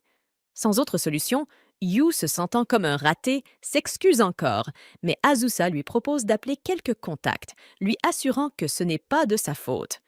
Dès que tout le monde se remet au travail, Azusa regarde autour d'elle et remarque qu'il y a très peu d'employés pour gérer la foule à l'extérieur. Elle disparaît silencieusement. Yu s'en rend vite compte et demande à Mio, mais elle aussi ignore où Azusa est passée. Désemparée, Yu redoute qu'elle soit furieuse parce qu'il a mis son travail en péril. Mais Azusa réapparaît derrière lui et lui ordonne d'arrêter de perdre du temps et de retourner travailler. Yu se retourne, stupéfait, et la découvre vêtue de la petite tenue de soubrette, lui annonçant fièrement qu'elle doit montrer l'exemple. Elle lui dit avec audace d'arrêter de se morfondre et de se remettre au travail, mais regrette aussitôt son ton dès qu'elle tourne le dos, souhaitant lui avoir parlé plus gentiment. À la surprise générale, Azusa se retourne de nouveau, attrape Yu par la cravate, lui tapote la tête comme s'il était un chiot trempé, puis repart en paradant comme une autruche, convaincue d'avoir parfaitement rempli son rôle de mentor. Peu après le début de l'événement, les autres soubrettes font un travail admirable pour divertir la foule. Pendant ce temps, Azusa ressemble à Chucky. Elle est un véritable désastre ambulant et fait même fuir quelques clients. Elle se déplace si maladroitement qu'elle finit par renverser du ketchup sur le plat d'un client. Elle s'excusa et proposa de lui apporter une nouvelle assiette, mais le client éclata de rire et fit semblant d'adorer le ketchup, uniquement pour lui éviter l'embarras. En passant au siège suivant, elle tenta une danse maladroite tout en jouant à pierre-papier-ciseaux. Les clients réagirent à peine à sa prestation bancale, mais ils se mirent à l'acclamer dès qu'il gagnait la partie. Leur enthousiasme éclaira le visage d'Azusa, heureuse de constater qu'elle n'était pas un désastre complet. Toute la journée, Azusa ne cessa de trébucher dans ses services. Elle tombait, renversait des boissons, mélangeait les commandes encore et encore. Elle ressentit une pointe de jalousie en voyant Mio exécuter son travail avec une aisance déconcertante. Refusant d'abandonner, elle se redressa et se promit de continuer à faire de son mieux pour contribuer à la réussite du tout premier événement de Yu. Au moment où elle retournait travailler, une fille adorable l'arrêta pour lui demander une faveur. Pendant leur pause, Yu remercia Mio pour son aide et lui confia qu'il s'inquiétait de voir Azusa se surpasser uniquement à cause de lui. Il expliqua que ses mouvements, tout au long de la journée, semblaient forcés, comme les cliquetis d'un robot mal huilé. Mio lui répondit qu'Azusa ne se forçait absolument pas. Au contraire, elle voulait qu'il s'appuie davantage sur elle. Elle tenta de le lui expliquer, même si Yu ne comprenait pas vraiment. Elle lui assura qu'Azusa était heureuse d'aider et ne voulait surtout pas qu'il s'inquiète pour elle. Alors qu'il parlait encore, un grand cri enthousiaste retentit depuis le café. Ils coururent voir ce qui se passait et découvrirent Azusa en train de danser sur scène avec plusieurs soubrettes. Mais elle ne tarda pas à trébucher et à s'écraser dans un coin. Heureusement, Mio se précipita pour prendre sa place. Azusa reprit ses esprits et revint sur scène, dansant comme une sorte de robot détraqué, jusqu'à ce que son âme manque de quitter son corps en apercevant Yu dans la foule, en train de la regarder fixement. Plus tard, Azusa essaya de distribuer des flyers du café à l'extérieur, mais sans succès. Encore découragée, elle vit Yu arriver et lui demander de rentrer à l'intérieur, car les nouveaux employés étaient enfin arrivés. Azusa comprend mal ses intentions et pense qu'il est en train de dire qu'elle n'est pas capable de travailler dans le service clientèle. Yu secoue vivement la tête en essayant de s'expliquer, mais elle s'enfuit pour continuer à distribuer des flyers, bien que personne ne lui accorde la moindre attention. À ce moment-là, ils se retournent tous les deux et voient d'autres filles exceller dans leur travail, ce qui attriste Azusa. Elle accepte alors le conseil de Yu et décide de laisser cette tâche aux autres. Pendant qu'elle se repose, elle commence à se plaindre auprès de Yu, lui disant à quel point elle est nulle en service clientèle. Tous deux tombent d'accord que, tout comme les autres soubrettes, Mio est vraiment douée dans ce qu'elle fait. Yu essaie alors de réconforter Azusa en lui disant qu'elle est très bonne pour superviser les autres et que sans elle, son premier événement aurait été un désastre. Même s'il tente de la complimenter, Azusa est trop bornée pour comprendre ce qu'il veut dire, ce qui finit par frustrer Yu.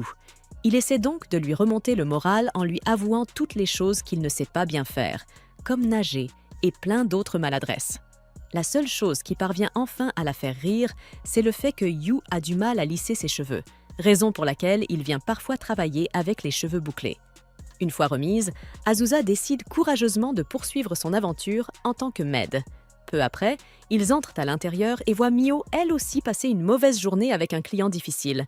Azusa s'approche alors pour le secouer un peu. Son air menaçant fait même peur à Yu qui essaie de lui dire de se calmer.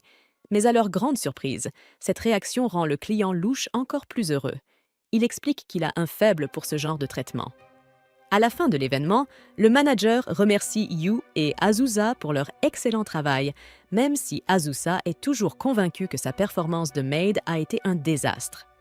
Plus tard, Azusa demande à Yu pourquoi le client de tout à l'heure était heureux alors qu'elle n'avait fait qu'être elle-même. Il lui montre l'affiche d'un personnage de jeu qui lui ressemble et Azusa comprend enfin que le client était un fan parce qu'elle a le même air farouche que ce personnage. Elle se place alors à côté de l'affiche en imitant la pose, pour plaisanter. Yu, quant à lui, ne trouve pas qu'Azusa ressemble à ce personnage. Selon lui, elle ressemble davantage à un maître qu'à une maid. Il lui explique qu'Azusa est le genre de personne qu'on devrait appeler maître, et qu'il n'arrive même pas à l'imaginer dans la peau d'une maid appelant les autres maîtres. Mio les interrompt bientôt et les invite à aller boire un verre pour fêter la réussite de leur événement. Alors qu'elle entraîne Azusa avec elle, Mio taquine Yu en l'appelant maître. Quelques jours plus tard, Azusa sort du bureau après le travail et éternue à cause du froid glacial. Yu se trouve juste derrière elle et se demande ce que les gens font dans ce genre de situation. Après avoir réfléchi un moment, il enlève son manteau et le pose sur ses épaules, le visage complètement rouge. Azusa accepte le manteau et tente de rester naturelle, tandis qu'il s'éloigne côte à côte. Pendant ce temps, Ritsu les suit de loin, observant leur échange attendrissant. Quelques jours plus tard, Azusa se cache derrière un coin, regardant les clientes essayer les nouveaux vêtements d'automne et d'hiver. Elle veut en acheter aussi, mais elle n'arrive pas à affronter le personnel trop attentif. Alors, elle prévoit de commander en ligne, tout en regrettant de ne pas pouvoir toucher les matières avant. Lorsqu'elle se retourne, Yu se trouve soudain juste derrière elle. Leurs regards se croisent avant qu'elle ne se précipite vers lui en exigeant de savoir pourquoi il est là.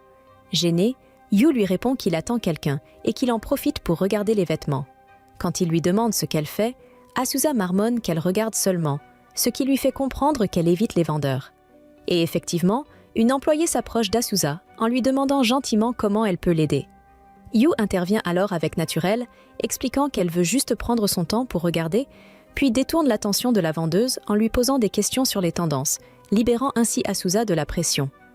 Azusa explore la boutique avec enthousiasme, essayant plusieurs tenues et les montrant à Yu, qui lui offre des commentaires enthousiastes.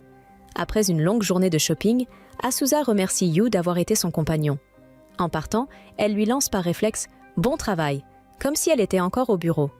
Gênée, elle cherche un autre mot et finit par lâcher un simple « A+». En s'éloignant, elle cogite, se demandant si elle n'a pas été trop bizarre. Soudain, une fille interpelle Yu et court pour lui prendre la main. Cela attire l'attention d'Azusa, qui les regarde, surprise. Le lendemain, Ritsu trouve Azusa accroupie dans un coin, plongée dans ses pensées. Il lui tend une boisson et lui demande pourquoi elle semble si préoccupée. Azusa le traite de pervers, mais il éclate de rire. Mio arrive ensuite, collée à Ritsu, ce qui agace profondément Azusa. Ritsu remarque alors qu'elle a changé, car son ancien « elle » n'aurait jamais montré l'expression triste qu'elle arborait plus tôt. Mio demanda si cela concernait Yu, et Azusa nia d'abord avec agacement. Mais lorsque Mio insista, elle répliqua sèchement. Intriguée, Ritsu tenta d'en apprendre davantage grâce à Mio, taquinant qu'il n'avait qu'à demander directement à Yu, ce qui embarrassa Azusa au point qu'elle finit par dire la vérité.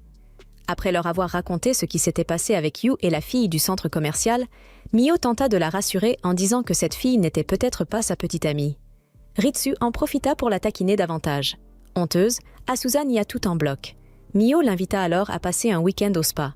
Elle envoya aussi un message à Yu, sous-entendant qu'elle essayait de les rapprocher, mais celui-ci resta complètement confus. À l'heure du déjeuner, Ritsu dit à Azusa qu'il était content de manger avec elle, puisqu'elle passe tout son temps avec Yu ces derniers temps. Azusa s'emporta, niant à nouveau, avec une excuse ridicule. Amusée, Ritsu remarqua qu'elle était devenue beaucoup plus expressive. De son côté, Yu, les voyant discuter aussi joyeusement, sentit une pointe d'inconfort et s'avança brusquement, manquant de heurter Ritsu. En remarquant son badge de travail, Ritsu comprit que Yu était le mentoré d'Asuza. Avant de partir, il appela Asuza par un petit surnom affectueux et demanda à Yu de bien s'occuper d'elle, ce qui irrita encore plus ce dernier, surtout lorsqu'il apprit que Ritsu allait aussi venir au week-end spa. Pendant le week-end, Asuza arriva au spa et trouva Mio à l'entrée, qui déclara sans détour qu'elle était canon. Furieuse et gênée, Asuza s'exclama que pour être sexy, il fallait porter très peu de vêtements. Mio expliqua que cela pouvait aussi s'appliquer à des tenues complètes, mais Asuza n'était pas convaincue. Ritsu arriva ensuite, désignant Yu, installé dans un coin. Gêné, Yu expliqua qu'il était venu en avance parce qu'Asuza lui rappelait sans cesse de ne pas être en retard. L'âme d'Asuza sembla quitter son corps, craignant qu'il ait entendu toute sa discussion avec Mio. Peu après, le groupe entra dans le bâtiment. Yu consulta son téléphone, tandis que Ritsu lui demanda ce qu'il pensait d'Asuza, glissant subtilement la question. « Elle est mignonne, non ?» Distrait, Yu répondit « Oui », sans réfléchir, avant de réaliser ce qu'il venait de dire, stupéfait de lui-même. Avec un sourire carnassier, Ritsu acquiesça. Mort de honte, Yu se précipita en arrière pour s'expliquer, mais Ritsu continua de le taquiner sans pitié. Frustré, Yu finit par crier, attirant l'attention de Mio et d'Asuza. Les deux filles se retournent aussitôt et grondent les garçons, leur disant de se dépêcher. Yu marche ensuite en silence à côté de Ritsu, complètement vidé, tandis que ce dernier continue de le taquiner sans relâche. Asuza demande de quoi il parlait, et Ritsu répond que Yu l'a traité de mignonne. Affolé, Yu se défend en disant qu'il parlait simplement de sa tenue. Asuza rougit et le remercie timidement. Ritsu insiste, et Mio se joint à ses moqueries. À l'intérieur du spa, Mio et Asuza décident d'essayer le bain de pierre chaude, tandis que Ritsu et Yu se lancent dans leur propre programme. Peu après, Ritsu est appelé pour une urgence au travail. Asuza se rapproche alors de Yu et lui murmure que des fers à lisser sont disponibles, pour qu'il puisse arranger ses cheveux après le bain. Surpris, Yu reste silencieux, tandis qu'Asuza s'éloigne avec Mio, prenant soudain conscience qu'il l'observe partir. Plus tard, Asuza tente de se détendre dans le sauna, mais les pensées de Yu et de la fille du centre commercial refusent de la laisser en paix. Exaspérée, elle demande à Mio de l'aider à arrêter de trop réfléchir. Yu, de son côté, peine lui aussi à se détendre, irrité à l'idée que Ritsu se rapproche d'Asuza. Pendant ce temps, les hurlements d'Asuza durant son douloureux massage des pieds résonnent jusque dans le calme du bureau où Ritsu travaille. Un peu plus tard, alors que Mio et Asuza se détendent dans un bain, Mio lui demande si le massage l'a aidé à se calmer, et si elle pense encore à Yu et à la fille du centre commercial. Asuza nie aussitôt, mais Mio lit facilement la vérité sur son visage. Finalement, Asuza avoue qu'elle n'arrive pas à chasser tout cela de son esprit. Mio l'encourage à lâcher prise et à demander directement à Yu ce qu'elle veut savoir. Ce soir-là, Asuza sort marcher, nerveuse, répétant mentalement comment elle pourrait interroger Yu. Elle le trouve assis à l'extérieur et il l'invite à se promener avec lui. En marchant, ils croisent un couple, ce qui ajoute encore à leur gêne. Puis, Asuza trébuche et tombe dans les bras de Yu. Ils ouvrent la bouche en même temps pour parler, mais Yu l'invite d'un geste à commencer. Elle hésite, puis déclare que ce n'est rien. Yu répond la même chose, tout aussi Après un moment de silence, Yu propose de rentrer, mais Asuza insiste pour rester un peu plus longtemps. Alors que Yu s'éloigne, Ritsu les observe de loin. En choisissant une boisson pour Asuza, Ritsu montre à Yu celle qu'elle préfère. Yu le remercie, et Ritsu plaisante en disant que Yu ne l'aime pas. Yu le nie, mais après réflexion, il admet qu'il est heureux qu'Asuza ait quelqu'un qui la comprend et qui arrive à la faire rire. Étonné, Ritsu lui avoue alors qu'il souhaite avoir une relation amoureuse avec elle, puis s'en va, laissant Yu silencieux et étrangement attristé. Plus tard, tout le monde se réunit pour boire, et Asuza comme Yu se retrouvent ivres très rapidement. Mio tente de les arrêter, en vain. Yu s'agace en voyant Ritsu offrir tendrement de la nourriture à Asuza. Peu après, les deux, Yu et Asuza, sont complètement ivres, et Asuza accuse Ritsu d'avoir trop fait boire Yu, le menaçant de le faire regretter s'il arrive quelque chose à son junior. Voyant la réaction triste de Yu quand elle le traite de junior, Ritsu tente de jouer les entremetteurs et demande à Asuza ce qu'elle ferait s'il n'était plus son junior. Asuza, borné, affirme qu'il sera toujours son junior. Yu bouillonne d'agacement et finit par crier qu'il ne veut plus être son junior. Mio et Ritsu sont ravis. Enfin, un progrès. À leur immense surprise, Asuza ne comprend rien et s'emporte encore, déclarant furieusement que Yu est son junior. Puis elle éclate en sanglots, se plaignant de la difficulté d'être une bonne aînée. Yu est complètement perdue, tandis que Mio s'excuse auprès des clients pour le vacarme. Après avoir emmené les deux ivrognes dehors pour récupérer, Mio et Ritsu décident de les laisser seuls un moment. Yu reste figé lorsqu'il les voit entrer tous les deux dans les bains réservés aux femmes, incapables de comprendre ce qu'ils font. Il est toujours planté là, choqué, quand quelques heures plus tard, ils ressortent en yukata après leur bain. Ritsu explique à Yu qu'il ne veut pas sortir avec Asusa et qu'il faisait semblant dans le seul but de pousser Yu à agir.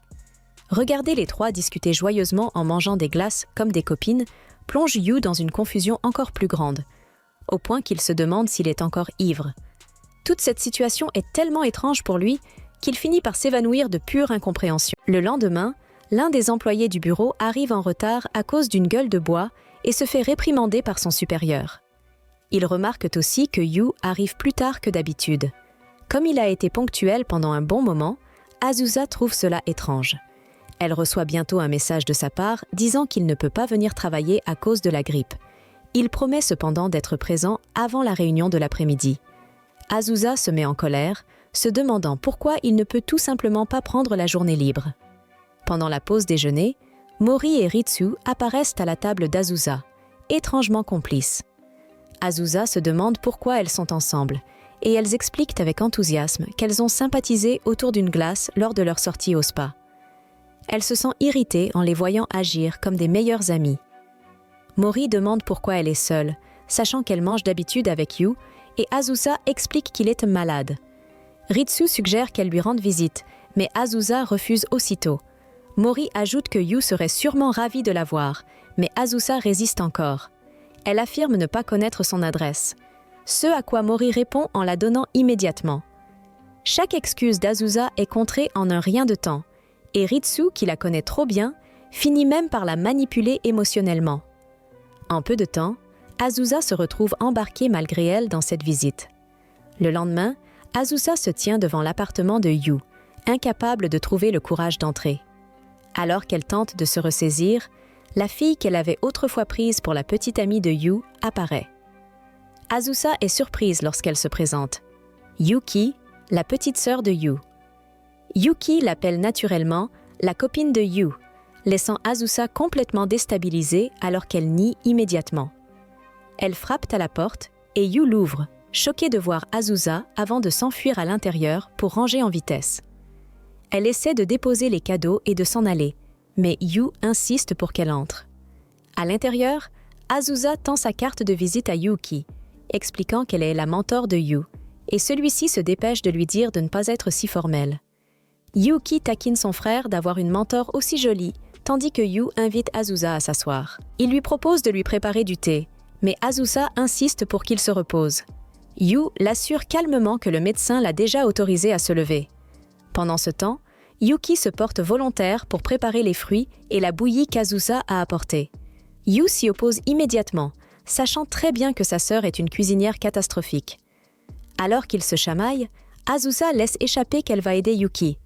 Yu reste dans le salon, de plus en plus inquiet en entendant les deux filles semer le chaos dans la cuisine. À un moment, Yuki essaie même de laver une pomme avec du savon. Exaspéré, Yu finit par aller voir ce qui se passe, pour découvrir avec étonnement qu'Azusa a parfaitement épluché la pomme. Azusa avoue qu'elle s'est un peu entraînée chez elle. Depuis que Yu avait mentionné vouloir cuisiner avec sa petite amie, elle avait essayé d'apprendre en secret, et devient toute rouge quand il lui demande quand elle a pratiqué. Une fois le repas servi, Yuki s'assoit à côté de son frère et encourage Azusa à se rapprocher. Après un moment d'hésitation, elle finit par s'installer juste à côté de Yu. Il goûte la pomme qu'elle a épluchée et la trouve délicieuse, ce qui rend Azusa étonnamment heureuse. Yuki se met à taquiner son frère en le traitant de pleurnichard, expliquant à Azusa qu'il pleure pour des riens, même en jouant aux jeux vidéo. Yu tente de se défendre et la conversation dérive rapidement vers les jeux. En remarquant que Yuki est laissé de côté, Azusa s'excuse de l'ennuyer. Mais Yuki répond que ce n'est pas un problème. Elle dit simplement qu'elle n'a jamais vu Yu aussi heureux que depuis l'arrivée d'Azusa. Yu, gêné, lui demande d'arrêter. Yuki veut alors montrer à Azusa l'album photo de son frère. Yu proteste aussitôt, mais Kanawa accepte immédiatement de le refuser. Sans perdre de temps, Yuki apporte une pile d'albums photos. Ils commencent à feuilleter celui de son enfance, puis celui de son université. Yuki apparaît sur une photo de son anniversaire d'enfant, et en profite pour annoncer qu'un autre anniversaire approche, celui de Yu. En regardant les albums, Azusa réalise soudain qu'elle ne connaît presque rien de Yu. Quelques instants plus tard, elle pense à rentrer chez elle, mais Yuki quitte la maison avant elle. Juste avant de sortir, elle dit à Azusa de rester aussi longtemps qu'elle le souhaite. Avant que Yu n'ait le temps de l'arrêter, sa sœur s'échappe déjà par la porte. Seuls tous les deux, Azusa et Yu se retrouvent plongés dans un silence gênant. Yu essaie de rompre la glace en évoquant leur week-end au spa. Azusa admet qu'elle l'a vraiment apprécié. Ils s'excusent tous les deux pour s'être enivrés et s'être disputés. Le simple souvenir de son comportement lui donne chaud aux joues et Azusa accuse Yu de la rendre étrange depuis quelques jours. Emportée par ses émotions, elle laisse échapper que cela l'avait particulièrement dérangée lorsqu'elle avait cru que Yuki était sa petite amie. Prenant conscience de ce qu'elle vient de dire, Azusa devient écarlate et Yu lui demande pourquoi cela l'avait dérangée. Azusa reste sans voix, incapable de trouver une réponse. Voyant son malaise, Yu invente rapidement une excuse pour elle, disant qu'elle s'était sûrement inquiétée pour lui en tant que mentor. Pour éviter d'autres moments embarrassants, il s'éclipse aussitôt sous prétexte de préparer du café, laissant Azusa totalement désemparée. Il prépare son propre café pendant qu'elle l'observe, admirative. Lorsqu'il revient, Azusa remarque la tasse qu'ils avaient revue ensemble lors de leur dernière sortie pour acheter un cadeau. Elle remercie encore Yu de l'avoir aidée lorsqu'elle avait accidentellement cassé un mug au magasin. Yu la rassure. Ce n'était rien, puisque cela s'était produit pendant qu'elle l'aidait à choisir un cadeau. Ce souvenir réveille d'anciennes images de ses années scolaires. Personne ne l'aidait jamais. Même en tant que présidente de classe, elle était ignorée. Elle se rappelle d'un jour de sport où un camarade s'était blessé.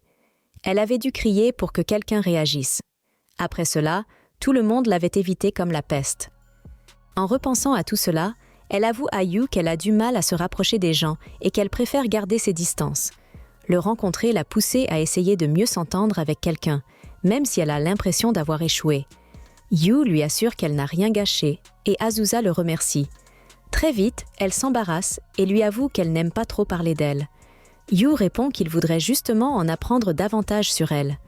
Il se met alors à tousser et Azusa l'incite à aller se reposer. Il tente de refuser, mais un seul regard ferme suffit pour qu'il abandonne. Plus tard, alors qu'il essaie de dormir, Azusa vient vérifier son état. Yu admet qu'il n'arrive pas à s'endormir. Elle lui propose de lui chanter une berceuse, et il accepte. Après la berceuse, Yu ne parvient toujours pas à trouver le sommeil, ce qui pousse Azusa à le gronder comme une mère. Elle lui couvre le visage avec la couette, puis commence à ranger sa chambre. Yu la regarde en silence un moment, un léger sourire aux lèvres, avant de réessayer de dormir.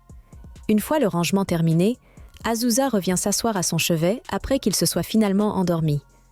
En l'observant dormir, elle joue distraitement avec un cheveu grisonnant sur sa tête et entrelace ses doigts avec les siens.